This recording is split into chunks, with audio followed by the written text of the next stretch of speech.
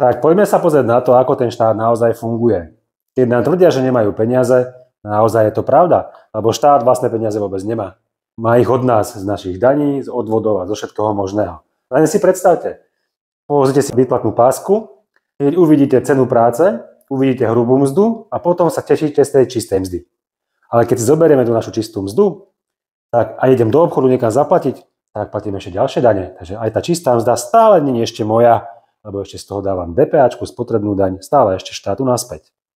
Takže odtiaľto ten štát peniaze má. O tom môže mať štát peniaze ešte z Európskej únie, to znamená, že nás zadotujú, aby sme sa tu strašne vylepšili, dobehli ten západ, a potom si to zoberú iným spôsobom od nás aj tak naspäť, takže toto neberieme, že to máme nejakým spôsobom zadarmo, lebo nič zadarmo nie je.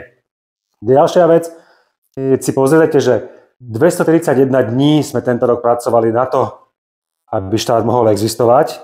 A napriek tomu nám hovoria, že nemajú peniaze a dokonca sme zadlžení. A to, že sme zadlžení, znamená, že míňali viac, než vyzberali. Keby sme takto fungovali ako rodina, to znamená, že by som už bol pozajtra skrachovaný. Vydrží ešte štát? Vydrží. Pokiaľ im stále budeme dávať peniaze, vydrží do nekonečna. Im jedno, či skrachujeme, maximálne nám niečo poberú.